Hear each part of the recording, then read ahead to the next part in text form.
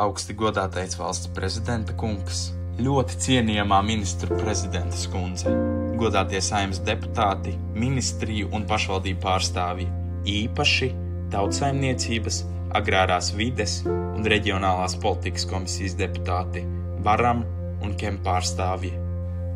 Mēs saprotam, Latvijā un pasaulē šobrīd notiek daudz svarīgi un satraucoši notikumi.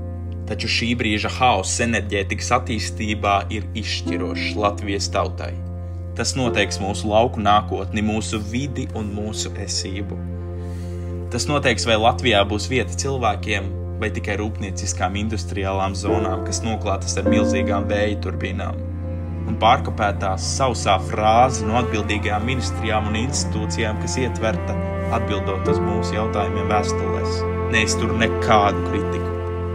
Tāpēc mēs, Tukuma novada iedzīvotāji un vietējo kopienu pārstāvji, aicinām jūs ierasties klātienē uz sabiedriskajām apspriedēm par ietekmes uz vidi novērtējumu gala ziņojumu vēja parkam Tume 22. septembrī 18:00 Zantes kultūras namā un 24. septembrī 18:00 Irlavas kultūras namā, lai jums būtu iespēja realitātē vērot procesu un gūt pārliecību. Realitāte ir pilnīgi atšķirīga no normatīvajos aktos sarakstītās teorijas, un iedzīvotāja iesaiste ir tikai formāls process. Līdz šim iedzīvotāju jautājumi un komentāri nav tikuši uzklausīti.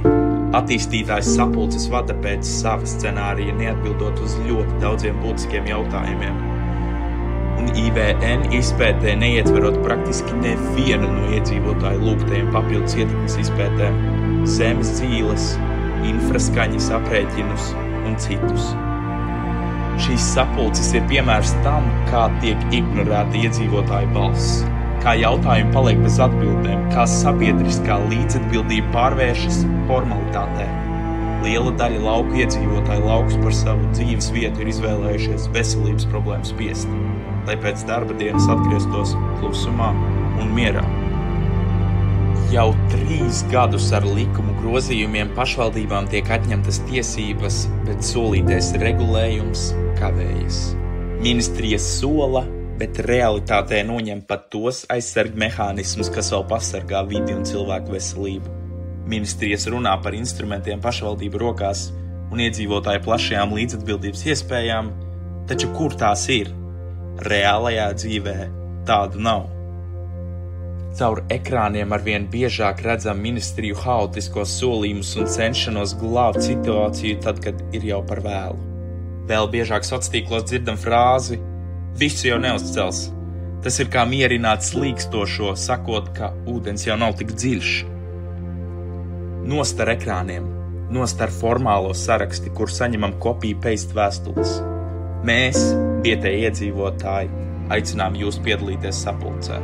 Būt kopā ar mums, realitātē, kur vietējie iedzīvotāji cīnās par savām tiesībām turpināt dzīvot. Arī mēs esam daļa no Latvijas sabiedrības un vēlamies piedalīties mūsu kopīgās nākotnes plānošanā.